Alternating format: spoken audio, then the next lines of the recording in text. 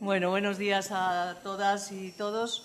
Gracias otra vez por estar aquí y muy especialmente para las personas que habéis tenido que volver a Madrid y volver esta mañana, porque los que nos hemos quedado pues hemos disfrutado de un agradable atardecer y de un sitio tan bonito como este en el que estamos. También de la charla, pero bueno. Como sabéis, esta primera parte de la mañana la vamos a dedicar pues a esto que ya se nombra poco, que son las familias, fundamentalmente, las familias y los cuidados no profesionales, ¿no? Por decirlo así.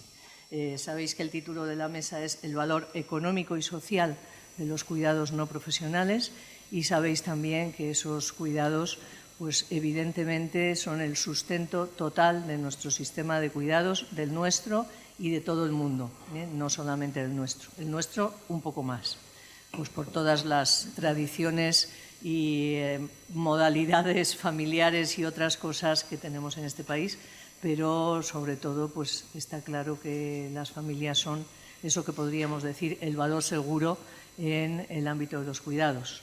Nos guste o no, ¿no? Eso sí, en este momento siempre acompañadas de servicios profesionales, cuanto mejor es mejor, ¿no? Y cuanto más, mejor también.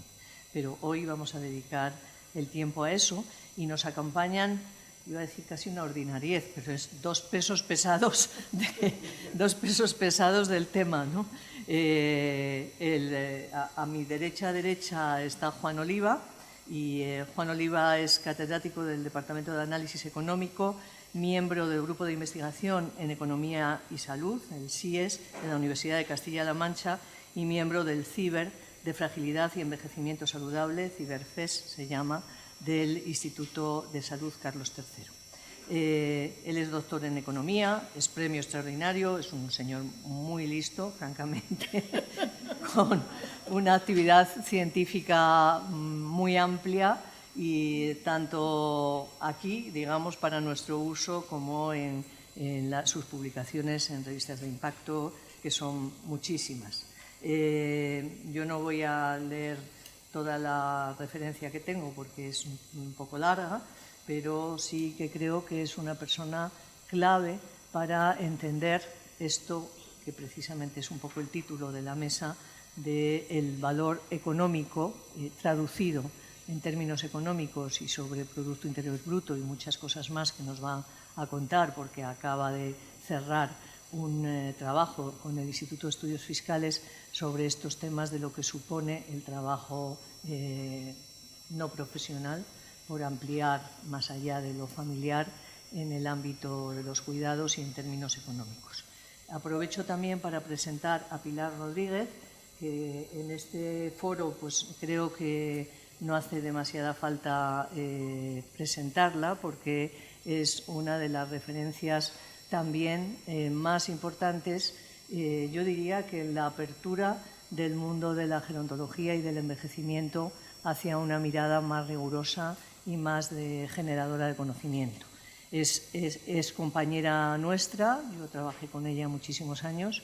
Realmente yo creo que fue la que impulsó el trabajo sobre el que llamábamos cuidado informal, ahora lo llamamos cuidado no profesional y otras cosas, porque sabéis que hay, como siempre, pelea en cómo denominar esto, si cuidado informal, cuidado no profesional, cuidados principales, que ese es otro melón abierto bastante complicado además, pero realmente pues en el Inserso se hizo, yo diría que fue la primera investigación, años 90, 94, cuando ella era la responsable de estudios, sobre las dimensiones del cuidado informal, en aquel momento familiar, tanto desde el ámbito cuantitativo como cualitativo. Yo destaco esa faceta de ella porque creo que ha sido muy, muy importante en generar un interés especial por este tema de los cuidados. Después de eso ha sido muchas cosas, también ha tenido cargos públicos, ha sido consejera en el Principado de Asturias, directora general de dependencia, ha sido directora general del Inserso de la que sobrevivió, ¿no? Porque aquí en el Inserso, cuando uno entra, no está claro si vamos a sobrevivir, pero sobrevivió, y lo cual me anima a mí también la supervivencia en este cargo. Y luego, pues yo creo que ha puesto adelante su proyecto, ¿no? Que es la Fundación Pilares para la Autonomía Personal, que yo creo que todo el mundo que está aquí presente la conoce y que ha hecho aportaciones enormes en cantidad y en calidad en el ámbito de envejecimiento. Así que, insisto, los dos pesos pesados hablará en primer lugar Juan Oliva desde una perspectiva, digamos, más cuantitativa, por decirlo así, del tema. Muchísimas gracias, Juan. Bueno, pues muchas gracias por la invitación. Muchas gracias. ¿Se oye? ¿Al fondo? ¿Se oye bien? ¿Sí? ¿No? ¿Ahora qué tal? ¿Sí? Bueno, pues muchas gracias por haberos resistido a los encantos del Escorial y asistir a la sesión de hoy.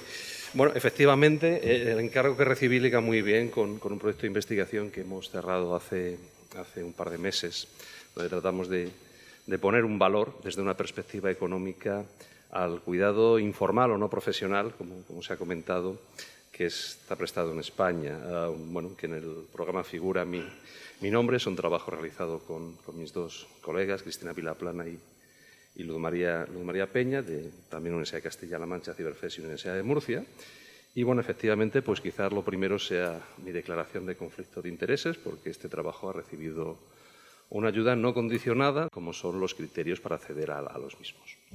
Uno de los aspectos donde más difieren estos sistemas europeos es en el papel que juegan las personas cuidadoras no profesionales. Investigados, incluso yo mismo, en diferentes momentos los llamo de distinta manera a algo que en el fondo estoy estudiando el mismo concepto.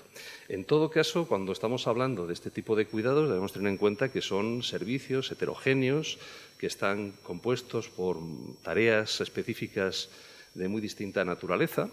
Y para mí el elemento clave, más allá de si hay una remuneración o no hay una instrucción, es más. Y así en cada una de las 20 o 25 tareas que he mostrado anteriormente. Por tanto, esta idea de que cuidado no profesional o cuidado informal son tareas relativamente sencillas, al alcance de cualquiera y que no implican ningún desafío ni ningún problema para las personas que los abordan, yo creo que es algo que podemos descartar desde el inicio. Bien, ¿por qué debemos valorar económicamente o por qué es útil valorar económicamente algo tan intangible? Bueno, pues aquí me remitiré a una idea atribuida a William Thomson, Lord Kelvin, uno de los principales físicos del siglo XIX, presidente de la Royal Society, cómo ha evolucionado en los últimos 13 años, con dos encuestas realizadas por el Instituto Nacional de Estadística, con una factura metodológica muy similar y prácticamente con las mismas preguntas en lo que se refiere a la identificación y a los tiempos de cuidado. En este caso, por cuidado no profesional, vamos a entender la atención prestada a una persona con discapacidad para realizar una o varias de sus actividades cotidianas por parte de personas. En las encuestas solo se identifica el tiempo de las personas cuidadoras principales. El resto de personas que prestan apoyo pero no son identificadas como personas cuidadoras principales no están recogidos los tiempos de cuidado. Adicionalmente, digamos que también aplicamos otra medida conservadora y es que, aunque se identifique una persona cuidadora, si la persona cuidadora no nos indica cuánto tiempo de cuidado provee, tampoco hemos hecho una estimación o una imputación de tiempos de cuidado. Hemos preferido, como digo, ser conservadores, estimar una cifra baja, quizás, infraestimar, a que nos sigan lo contrario. Y finalmente, algo que se hace bastante en la literatura, hemos hecho una doble estimación. Primero, el tiempo que se declara en la encuesta y después el tiempo censurado a un máximo de 16 horas diarias de cuidado. Por tanto, los resultados que vamos a ver están limitados por estos elementos. En cuanto a la valoración del tiempo de cuidado, voy a mostrar dos resultados. Un resultado con un enfoque, con una técnica que en economía se denomina valoración contingente, que básicamente consiste en revelar el valor del tiempo que otorgan las personas cuidadoras. Es decir, cuánto vale una hora de mi tiempo.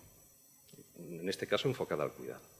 Y la otra, que seguramente es más intuitiva, es lo que se denomina el enfoque de sustitución. ¿Cuánto costaría sustituir los cuidados no profesionales por cuidados profesionales prestados en el mismo ámbito, en el ámbito domiciliario de las personas que lo reciben. Bueno, veremos que hay diferencias importantes en los resultados. Vamos a ver ya algún elemento comparativo de la encuesta de 2020-21. Se inicia en 2020, pero la obtención de los resultados está sobre todo concentrada en el año 2021 respecto a la 2008.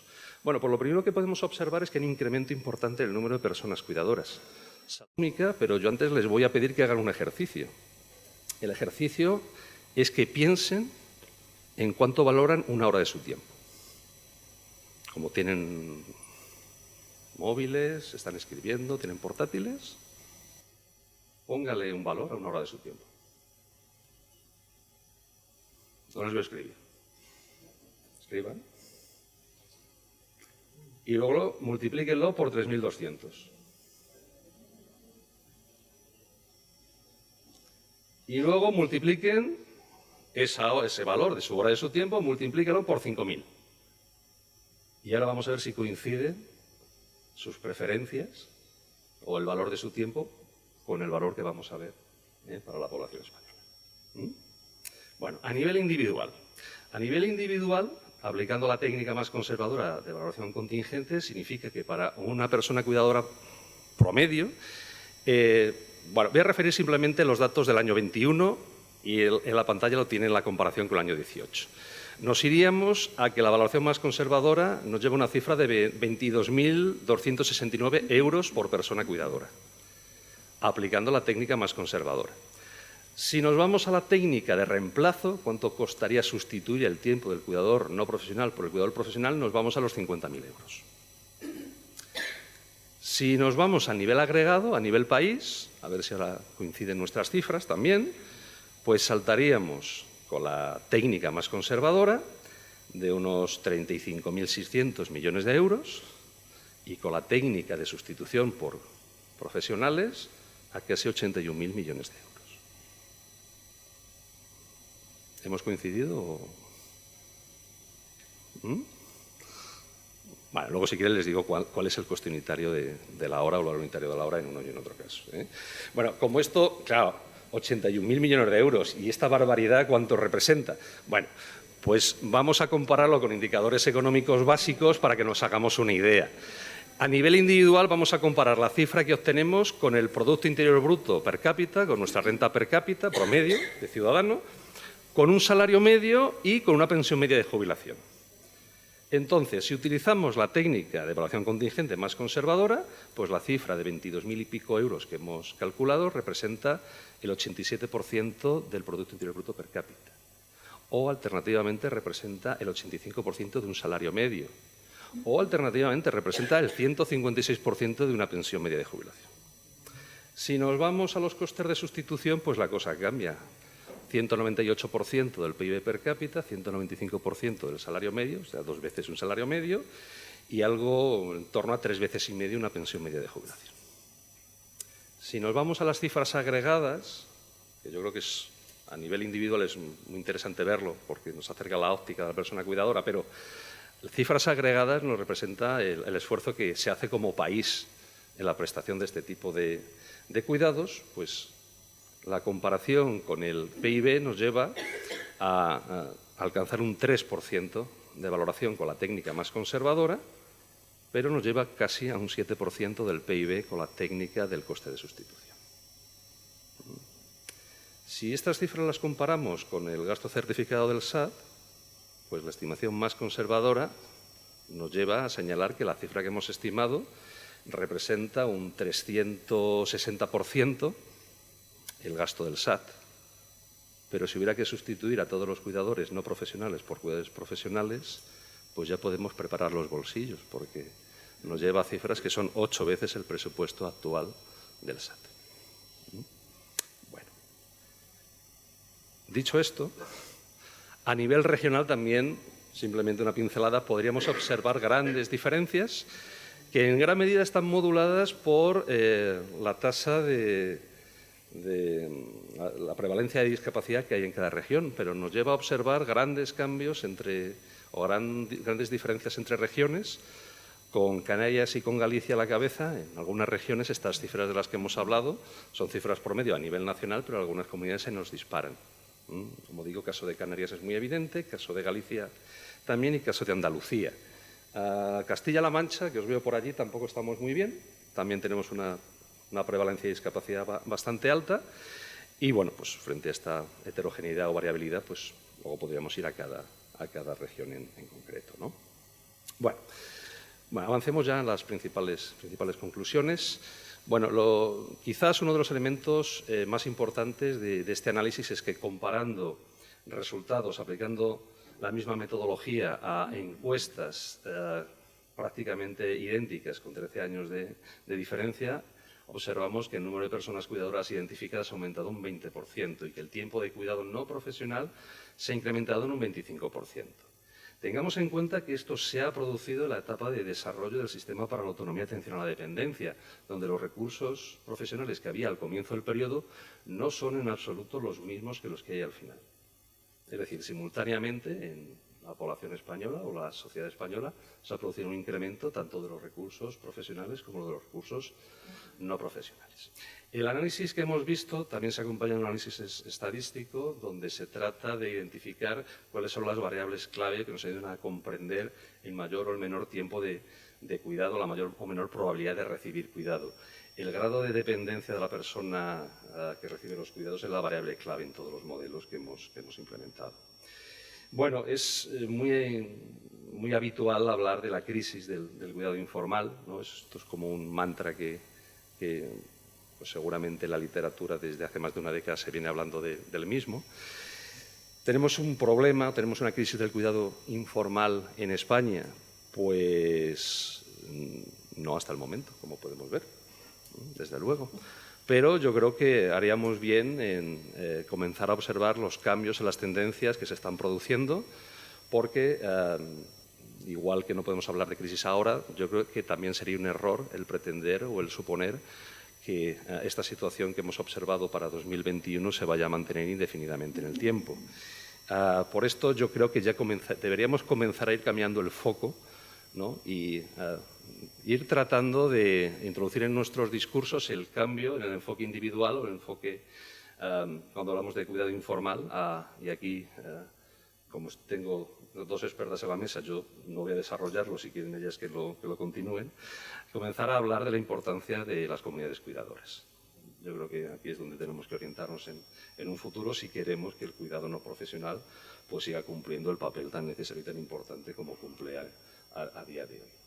Bueno, como pueden ver por las cifras, el SAT no es viable sin la labor de las personas cuidadoras no profesionales, pero no ya una sustitución completa. Una sustitución completa significa que tendremos que contratar a 3 millones de nuevos profesionales para el sistema. Bueno, yo creo que esto es totalmente inviable, está totalmente fuera de foco, pero es que un cambio del 50, del 40 o del 30% sin más a lo largo de 5 o de 10 años, yo creo que también representa un esfuerzo que realmente requeriría movilizar una cantidad muy importante de recursos. Y si lo vamos a gastar en defensa, no veo yo que nos lo vayamos a gastar en otras cosas. Bueno, verán que he aportado dos valoraciones alternativas. Bueno, más que alternativas, para mí son complementarias. Una nos informan, o nos tratan de aproximar al valor del tiempo de cuidado desde la óptica individual o desde la óptica de las personas cuidadoras, a través de los estudios que se han hecho en la literatura española al respecto. La otra nos trata de aproximar de cuál sería el volumen de recursos que tenemos que movilizar desde la óptica de las administraciones públicas o desde la financiación de las familias si quisiéramos abordar una sustitución completa del cuidado profesional por cuidado no profesional por cuidado profesional. Por tanto, son diferentes aproximaciones, son diferentes significados, pero ambas son valiosas. Y yo creo que ya un par de ideas para acabar. La primera sería esta. Los cuidados de larga duración están conformados por 3 sistemas. Cuidados sanitarios, cuidados no sanitarios profesionales y cuidados no sanitarios no profesionales. El tratar de planificar uno de estos sistemas o incluso 2 de estos sistemas sin tener en cuenta el tercero, que habitualmente es el sistema no profesional, yo creo que hace inviable el que lleguemos a alcanzar resultados consistentes en términos de eficiencia y de equidad. Luego, la planificación debe ser siempre conjunta de los tres sistemas, si no estamos dejando una parte fundamental por el camino. Dicho esto, para realizar dichos ejercicios de planificación, lógicamente necesitamos incorporar evidencias, es decir, las políticas deben estar informadas por evidencias. Y para esto, pues yo creo que tenemos que dar en algún momento el salto de pasar de contar con una financiación destinada a mejorar nuestros sistemas de información o a mejorar nuestros proyectos de investigación a algo un poquito más amplio. Es decir, igual que hay una estrategia de investigación en salud, yo creo que necesitamos una estrategia de investigación en cuidados de larga duración.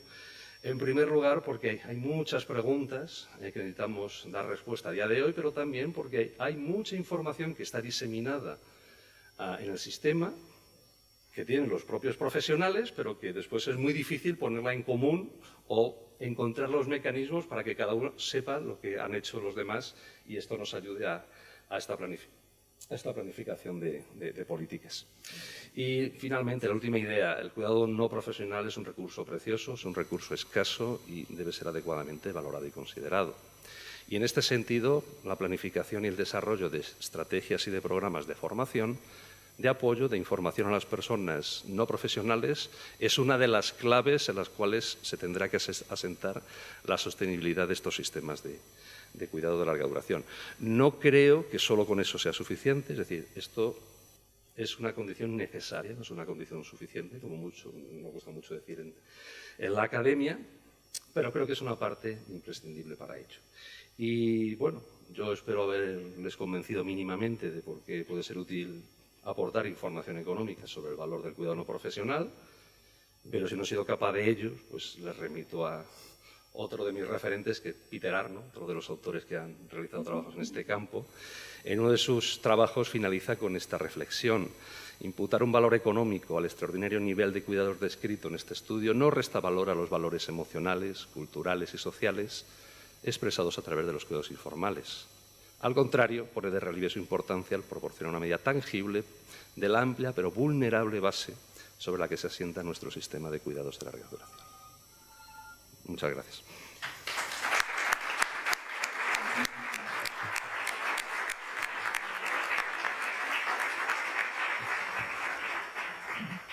Bueno, muchísimas gracias, Juan, porque esto de poner los pies en la realidad que estamos viviendo y yo creo que es imprescindible.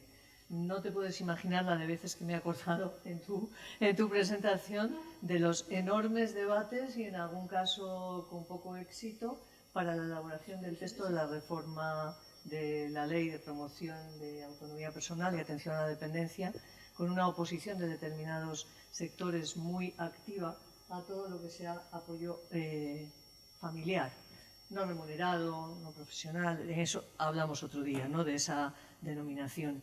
Pero es que esta es la realidad de los hechos. Así que ahora esperamos la aportación de Pilar desde otra mirada complementaria. Gracias.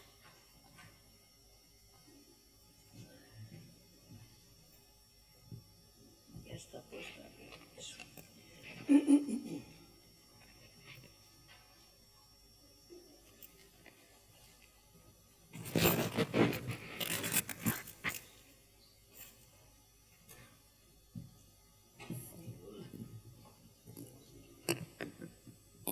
Buenos días. Muchas gracias por esta invitación para hablar de un tema que desde luego para mí es muy querido y además recurrente, como muy bien ha recordado la directora general del IMISERSO. Gracias por la invitación. Llevamos, y ella también, mucho tiempo trabajando en el tema de los cuidados que prestan, sobre todo las familias, dentro de lo que llamábamos apoyo informal, ahora cuidados no remunerados.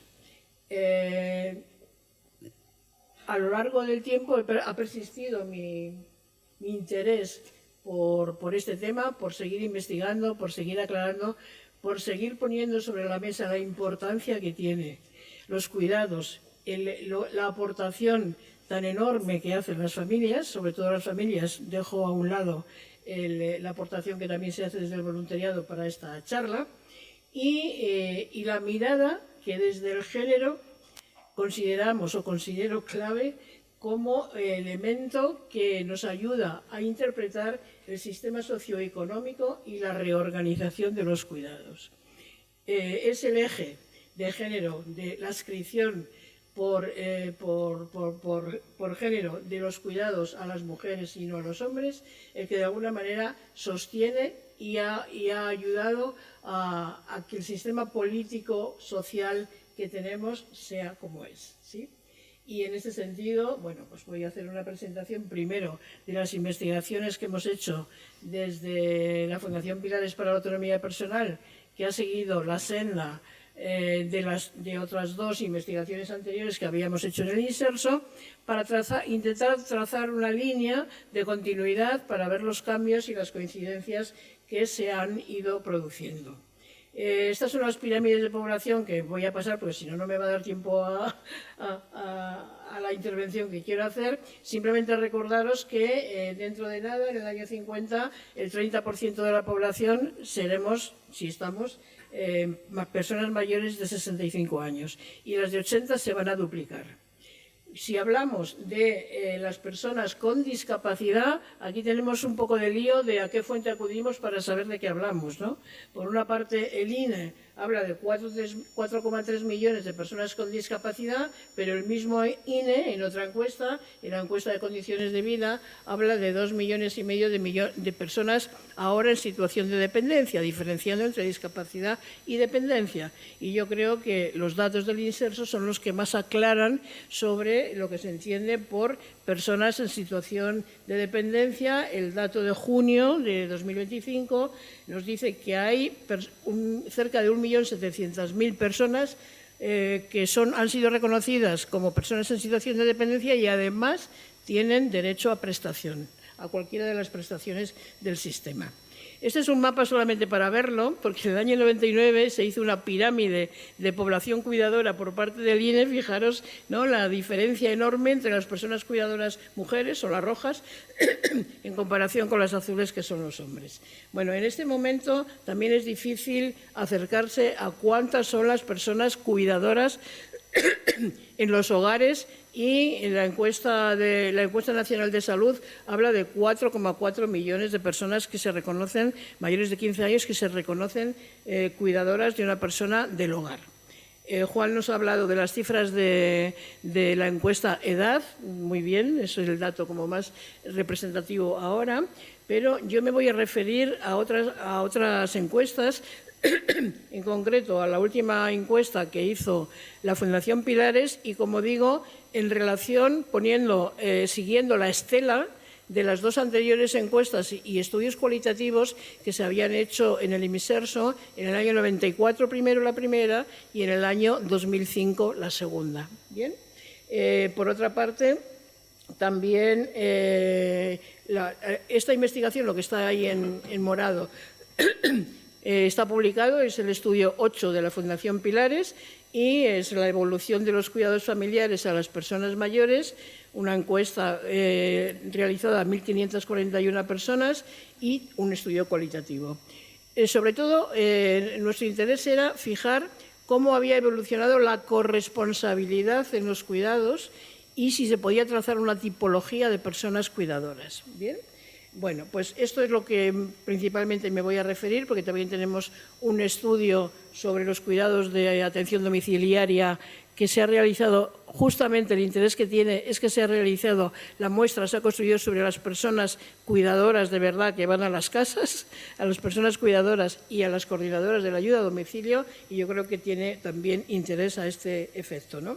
Y por último, también tenemos información, aunque todavía no está depurada y no la podemos presentar ni tengo tiempo, de un proyecto Next Generation que hemos desarrollado en 4 comunidades autónomas y 8 ayuntamientos para intentar validar el modelo ICP tanto en domicilios como en residencias.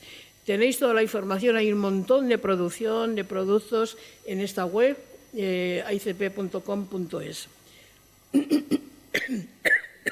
Bueno, pues vamos, perdón que tengo la garganta mal. Vamos a lo que les decía. La evolución del perfil de las personas cuidadoras familiares, según nuestra encuesta, está trazada, como ven aquí, en la parte de la izquierda, la evolución 1994-2004, son las dos primeras encuestas, las dos que hizo el IMSERSO, y prácticamente nos da la misma imagen que nos sorprendió, la de 2004, que salía la foto como parecida, si no casi igual, ¿no? Más del 80% de las personas cuidadoras eran mujeres y la edad media estaba en torno a los 50 años, 52 años. En la encuesta que hemos hecho ahora, prácticamente con el mismo cuestionario y con la misma idea de ver esta evolución, hay muchos más hombres que mujeres, el 32% de hombres cuidadores y 68% de mujeres. En cuanto a la edad media, es de 47 años, ha bajado. Una advertencia en cuanto a la metodología. Así como las encuestas anteriores y seguramente la edad, vamos, seguro, la edad, pregunta en la encuesta quién es la persona que principalmente asume la carga de cuidados, la principal cuidadora. Nosotros no. Nosotros hemos querido saber dentro de las familias quién cuida a una persona con diferentes niveles de compromiso y de dedicación, porque también es importante, ¿no? Y bueno, pues nos hemos encontrado con que lógicamente es una población más joven, porque hay un porcentaje importante de personas de 18 a 34 años, nada menos que el 23%, casi todos nietos y nietas, que sí que cuidan y se preocupan de sus abuelos, a lo mejor no con las tareas principales, pero sí de otra manera, ¿no? Acompañándolos, saliendo con ellos, sustituyendo a la madre o al padre que cuida, etcétera. Hay una característica que yo creo que vuelve a repetirse en nuestra encuesta, que es el doble rol de la persona cuidadora, la masa de la persona cuidadora, en cuanto a que el 61% tiene hijos e hijas menores de 25 años y el 53% también cuida de ellos, ¿no? Es la generación sándwich que ya conocemos desde hace tiempo. Más cambios que hemos encontrado, por ir rápido. Hay una mayor presencia de personas cuidadoras con estudios superiores, hay una mayor presencia de personas que tienen empleo. Entre los hombres, si bien entre los hombres el contrato es a jornada completa en la mayoría, y entre las mujeres baja al 66%. Por tanto, concluimos que hay una ruptura de la imagen del perfil de persona cuidadora como mujer ama de casa. Y también como cuidadores únicos, importantísimo este dato, creo, ¿no?, para el tema de la corresponsabilidad. Los cuidadores únicos han bajado del 55 al 27%. Y esta corresponsabilidad en los cuidados se manifiesta a que el cuidado es compartido con otros familiares, en un 66% de los casos. Ha crecido la ayuda externa privada, lógicamente de las personas, de las familias que pueden pagarla, ¿sí? Hay un 14% y solamente aparece como cuidado institucional un 9%, un escuálido 9%.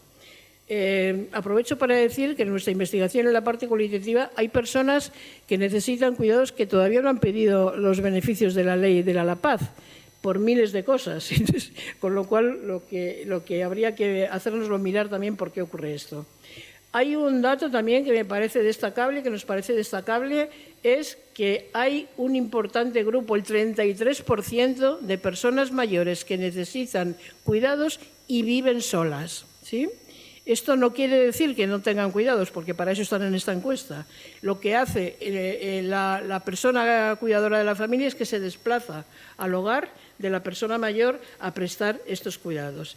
Pero un 33%, de los cuales el 36% son mujeres y el 29% son hombres, es importante retenerlo.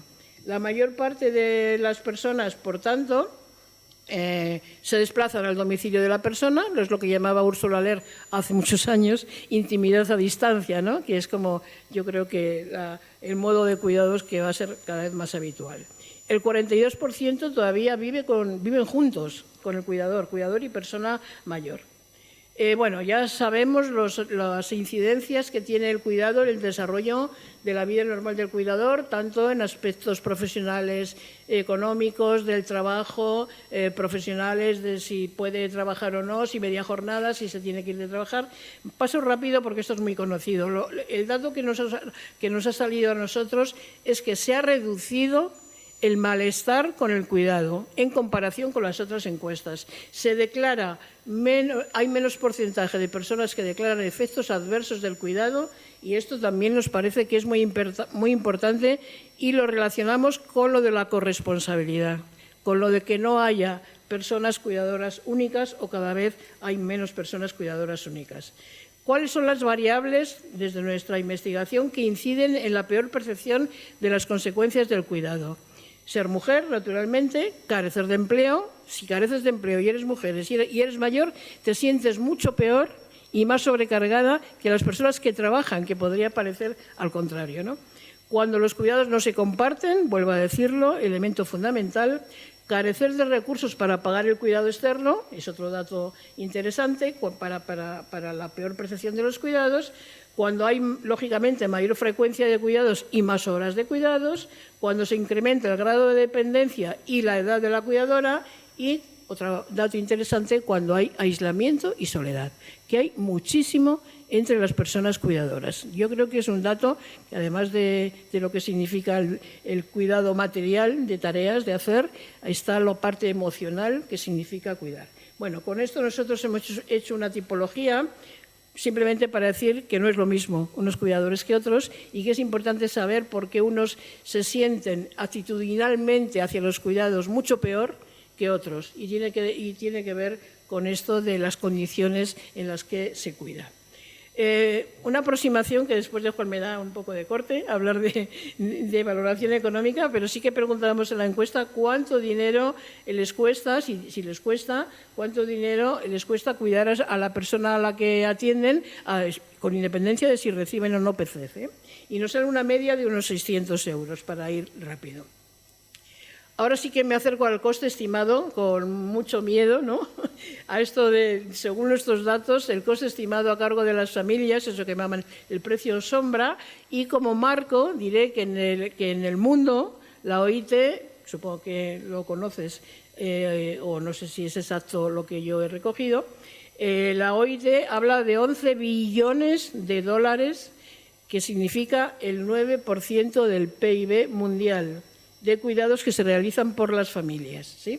Bueno, pues en España a nosotros nos sale mucho menos horas de cuidados, como media 21, pero es por esto, porque como hemos recogido no solamente el cuidado principal, la carga principal, sino de todos los modos de cuidados que se producen en la familia, nos sale una media de 21 horas semanales, que son 84 mensuales, y bueno, al final la cuenta que hemos hecho así aproximadamente es que son 1.518 euros al mes, no contamos la ayuda externa, que al año significa, por el número de personas que son cuidadoras, 27.325 millones de euros. ¿Te suena qué puede ser? Bueno, pues sí, estaría bien reunirnos para esto. Bueno, pues esto por la parte del cuidado de las familias. Si miramos lo que significa las prestaciones que favorecen más que las personas puedan estar en su casa y apoyar a las familias, por una parte, el servicio de ayuda a domicilio, vemos que la media es de 36 horas al mes y que en cómputo anual, con las personas beneficiarias del SAD, serían 2.607 millones de euros. En cuanto a la prestación económica para cuidados en el entorno familiar, que sabéis que es la que más demandan las familias, la más generalizada, sale 264 euros de media al mes, por 12 meses, 3.168, y en total, por la cantidad de personas que reciben la PCF, estaríamos hablando de 2.144 millones de euros. Bueno, esto para tener así una idea de que es incomparable o merece la pena comparar la gran brecha que hay entre el cuidado que realizan las familias, la aportación que realizan las familias y la que se hace desde los servicios públicos. Pero además de tareas hay otra cuestión importante, que es la parte emocional de los cuidados, ¿no? Y ya he hablado de la soledad, del aislamiento, y de una cuestión que ocurre en las familias cuando en tu casa, en tu familia, hay una persona que adquiere una situación de dependencia y necesita cuidados. Tu proyecto vital, el de la persona cuidadora, se interrumpe en ese momento. y deja de estar dirigido por las propias metas y tienes que reorganizarlo todo, ¿no?, dentro de la familia. Y hay una autora que desde hace mucho tiempo, Valerie Braithwaite, hablaba de la gran diferencia que hay, que es otra nota interesante, en el cuidado de los niños y niñas, el cuidado de las personas mayores, que es la conciencia de degeneración cuando estás cuidando a una persona mayor, la imprevisibilidad, no sabes lo que va a durar el cuidado, y muchas veces las familias se meten a cuidar y a lo mejor son 15 años de cuidados, y esto hay que preverlo, hay que prevenirlo. La imprevisibilidad de las etapas involutivas, las restricciones de tiempo, tampoco se sabe lo que te puede llevar de momento el cuidado y cómo se va a ir incrementando, la ambigüedad en el tipo de relación. Muchas personas relatan en la parte cualitativa de nuestra investigación que ahora se han vuelto, como era su padre y ahora ella es como su hijo, ¿no?, lo que ha ocurrido con el cuidado. Y luego otra cuestión, que para la mayor parte de las personas no hay elección. Ocurre el hecho del cuidado y no hay elección. Tienes que tomar la decisión de abandonar, cuidar, quién cuida, cómo lo hacemos, etc. Para todo esto nos parecía interesante también ver la evolución y cómo ha cambiado la impresión de las familias cuidadoras con respecto a su opinión sobre si es o no necesaria formación y asesoramiento dirigido a estas personas cuidadoras. Solamente fíjense en la columna de la izquierda, donde la respuesta, en las tres encuestas que estamos viendo. En la columna de la izquierda, cualquiera puede hacerlo bien, era lo que se preguntaba. No se necesita formación. Eso lo decía el 73% de la población cuidadora en el año 94 en la encuesta del CIS Inserso. En el año 2004 eran 35 los que decían que cualquiera puede hacerlo bien. En nuestra encuesta eso ha bajado al 17%. Fijaros que además es gente con más formación, gente con más formación de todo tipo, pero también cultural. Y son las que requieren y dicen que ahora que sí que es necesario cuidado y desde luego cuando son situaciones difíciles como puede ser, por ejemplo, una demencia. Bueno, desde nuestra fundación, como tenemos esa preocupación por el tema de las familias, ya el primer libro, la primera guía, era dirigida a las familias. Le hicimos un grupo, una persona está aquí, que es Teresa, y que le pusimos este nombre sugerente, cuidar, cuidarse y sentirse bien, ¿no?, para mostrar que sí que es necesaria formación para el cuidado, pero para autocuidarse. Y el otro es un libro que hicimos sobre el modelo de atención integral y centrado en la persona en los domicilios y en la comunidad, donde se da un peso importante a las familias. Una nota, solamente traigo esta, del proyecto europeo, creo que solo traigo esta, del proyecto no europeo, Next Generation, que os decía que hemos hecho, donde se ha trabajado mucho de la implantación del modelo en domicilios y comunidad y donde se ha dado un gran protagonismo a las familias mediante la gestión de casos y la participación comunitaria. Bueno, pues aquí algunos datos de lo que para las familias es lo más importante. Lo más importante de todo es tener un acompañamiento y orientación emocional, tener un asesoramiento en los recursos y servicios que le pueden ayudar, apoyo en las gestiones, el autocuidado y la formación en cuidados. Pero bueno, a donde voy es acompañamiento y orientación emocional. Eso es lo que quieren las familias, más que me digan 100 horas de ayuda a domicilio, indiscriminadamente, según si tienes grado 3, grado 2 o grado 7. Lo que quieren las familias es saber, estar orientadas, estar asesoradas, saber a quién dirigirse, y para esto, desde luego, la gestión de casos nosotros defendemos, y en nuestro estudio Next Generation salen evidencias clarísimas de la importancia que tiene esto. Esto me lo voy a saltar porque no sé cuánto me queda, Maite. Nada. Bueno, pues tengo que decir dos palabras porque en este gráfico he resaltado, he recogido el giro conceptual y el interés investigador que hay sobre el cuidado en general. Entonces, en el Scopus, si buscas la palabra care, se ha producido un incremento desde el año 80 de 1.000 estudios a 25.500 en 2022. Esto nos da una idea de lo que significa. Y aquí entran las aportaciones de la economía crítica y, en concreto, la economía del cuidado, sobre todo facilitado por las investigadoras feministas. Has puesto el ejemplo del estudio de nuestra querida María Ángeles Durán, que del BBVA es del 2002, pero ya ella, en los años 80 y 90, estaba estudiando los costes invisibles de la enfermedad. Bueno, Victoria Camps también tiene este libro de cuidados, pero me parece interesante y recomendar la lectura del estudio de Amaya Pérez Orozco, La crisis de los cuidados y la reorganización del sistema económico, porque ahí vamos, ¿no? Y también las aportaciones de Cristina Carrasco y colaboradoras sobre el trabajo de cuidados, y ahí relata toda la historia de cómo se ha ido produciendo el trabajo de cuidados en las familias, que no siempre ha sido tan claro lo de las mujeres en casa, ¿no? Antes las mujeres estaban en casa, fuera de casa, con los hijos a cuestas, etcétera, ¿no?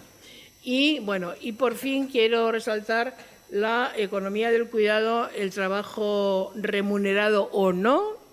O sea, cuidar es un trabajo, es la gran aportación que se hace desde todos estos estudios y que recoge afortunadamente la OIT con su estudio sobre el trabajo decente. Recoge y bebe de todas las aportaciones que hace estas autoras y me parece interesante. Mirad, esta viñeta me la encontré en el año 90, yo creo que era, en Suecia, cuando se estaba discutiendo allí las prestaciones económicas para cuidados en el entorno familiar. Yo creo que es bastante gráfico lo que quiere decirse, ¿no? El riesgo que tienen esas prestaciones económicas para volver a encerrar en casa a las personas cuidadoras. Bueno, estas son las aportaciones que he revisado. La verdad que llevo un tiempo enfrascada en estas lecturas que son súper interesantes. La revolución que produjo, por ejemplo, Carol Gilligan con su trabajo sobre una voz propia, donde reivindicaba que había que escuchar la voz de las mujeres, que eran las que cuidaban, e introdujo la diferencia entre la ética de los cuidados clásica, la de la justicia, y la ética de los cuidados de la cercanía, de la persona a persona, de la interdependencia. Todo esto produjo una gran revolución.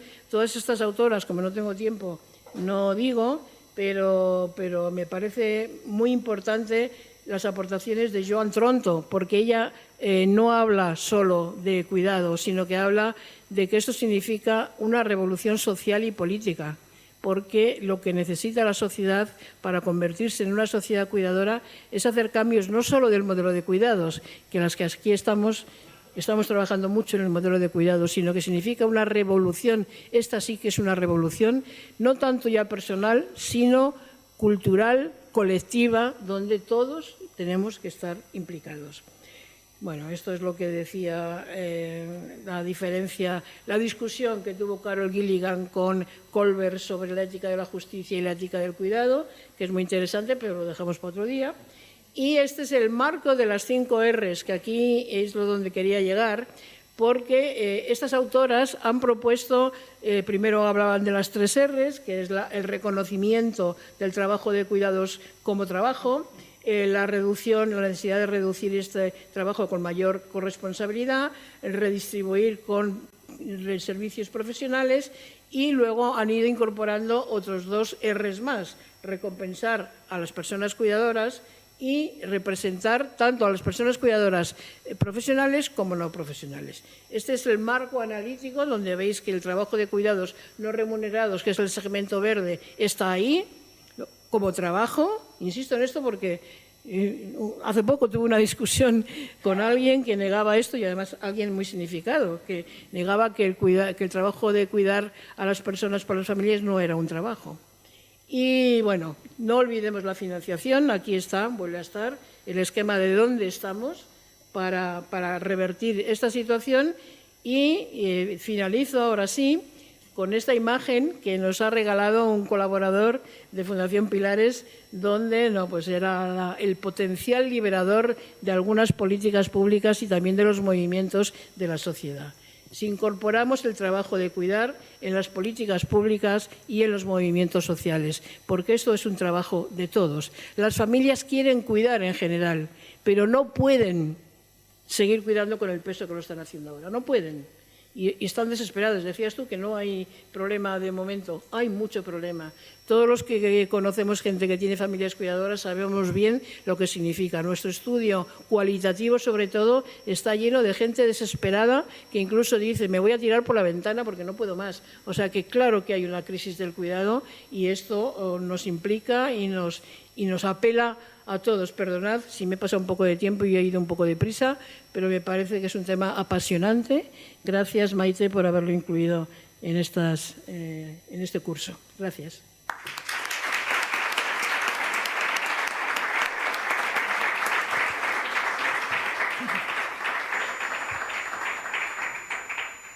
Bueno, yo creo que es evidente y casi yo diría que la gran mayoría de las personas que estamos aquí somos muy conscientes de la evolución, además, de este asunto.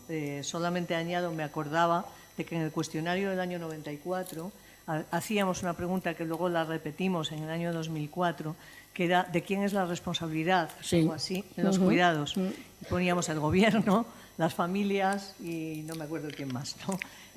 Los proveedores. En ese momento no se pensaba en los gobiernos, o sea, se decía fundamentalmente las familias, ¿no? Claro, esto por fortuna ha cambiado, ¿no? Y ahora estamos, pues eso, aprobando una reforma de ley, o sea que claro que han cambiado cosas, pero hay otras cosas de fondo que siguen no solo igual, sino con una intensidad muy superior a la que había en el año 94. Tanto los datos de Juan como los de Pilar coinciden y realmente tenemos un problema. No, tenemos un problema al que hay que buscar soluciones no rígidas, como las que en algunos casos sí se están buscando, y no, sobre todo, polarizando o profesión o familia. Necesitamos profesión, familia, intervención comunitaria, acción voluntaria, sistema de servicios sociales, sistema de servicios sanitarios y mucho más. O sea, esto es un agujero sin fondo cuando hablamos de cuidados. Dicho esto, tenemos un pequeño tiempo para comentarios o preguntas, claro.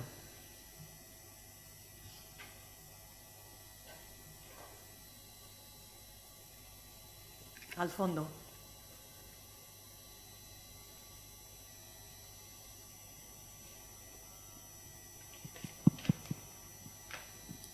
Hola, buenos días. Muchas gracias. Yo, bueno, soy nuevo en esto, he llegado hace pocos meses a este sector. Entonces, quería preguntaros si se ha hecho algún tipo de estudio, análisis de qué va a ocurrir en el futuro, porque estoy viendo eso, que en el 2021 ha aumentado el número de cuidadores informales, que la edad media es de 46 años, con lo cual comprendo que es gente nacida antes de los años 80, en la que nacían 2, 3 hijos por familia. ¿Qué va a pasar en el futuro ahora que ha cambiado el modelo de familia, que las familias tienen menos hijos? ¿Esto se está estudiando? Sí, muchas gracias por la pregunta, que es bien pertinente e interesante. Efectivamente, la familia ha cambiado. Ahora hay muchas familias que no tienen hijos. Hay todo el movimiento de separaciones, divorcios de personas que están solas y por otra parte, las personas que tienen hijos suelen ser pocos, muchos uno solo y además anda por ahí. Y claro que lo hemos investigado, hemos preguntado tanto en la encuesta como en el estudio cualitativo, hemos indagado esto de los hijos. Se produce como una ambivalencia. Por una parte, ya he dicho que en nuestro estudio los nietos cuidan de sus abuelos. Hemos interpretado que es como una recompensa o una retribución a todo el cuidado que están haciendo los abuelos a los nietos y que de alguna manera eso se va bebiendo desde que eres pequeñín y cuando tu abuelo o tu abuela, y estoy viviendo una situación familiar que claramente la he vivido así, los nietos no le echan todo el tiempo del mundo, pero se desviven por sus abuelos, porque tienen eso, ¿no? Pero efectivamente hay una crisis de los cuidados también de lo que va a pasar después, porque además pasa otra cosa. El peso, la mayor parte de las familias que están ahora cuidando dicen que ellas no quieren seguir cuidando de esa manera y que no quieren de ninguna manera, lo que no quieren es irse a vivir a casa de los hijos, que prefieren ir a una residencia. Luego también esto nos plantea, ojo con la estigmatización o la negación de las residencias o de las viviendas, vamos a decir, las viviendas alternativas, para que las personas que no puedan estar en casa puedan elegir ir a vivir a un sitio donde estén bien cuidados. Otra cosa es que hay que cambiar ese modelo también, pero que son absolutamente necesarias. Yo lo defiendo siempre, porque yo, si me veo alguna vez con necesidad de cuidados, me veo viviendo en una residencia.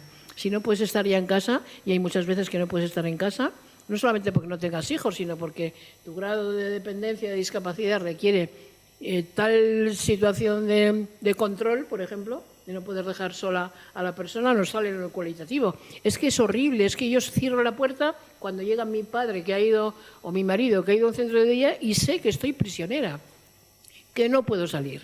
Entonces hay situaciones que realmente requieren otro sistema de apoyos, que claro que la atención domiciliaria es interesante, que la asistencia personal es interesante, pero yo creo que va a haber situaciones donde va a ser necesario, y por eso tenemos que poner también nuestro foco en cómo ponemos en mejores condiciones las actuales residencias, porque la mayoría, siguen prestando una atención muy poco humana, muy poco vivible, muy poco deseable.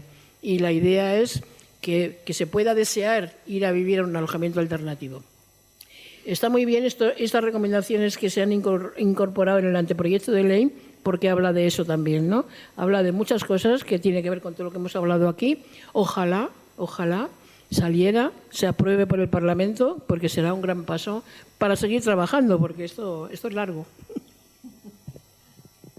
Sí, yo también voy a responder. Sí, hay trabajos y hay proyecciones. De hecho, cuando hablaba de la crisis de los cuidados informales, no me refería, obviamente, a que las personas que cuidan no tengan graves problemas y se enfrenten a situaciones muy complejas. Y además, yo creo que por la edad de los que estamos aquí, casi todos hemos vivido esas situaciones ya.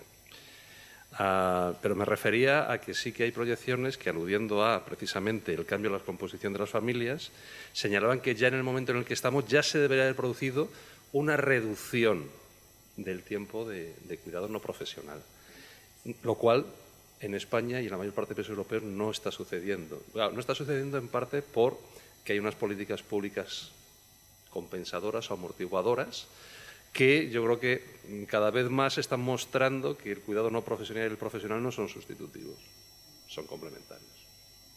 Entonces, yo creo que no hemos llegado a esa situación por este motivo.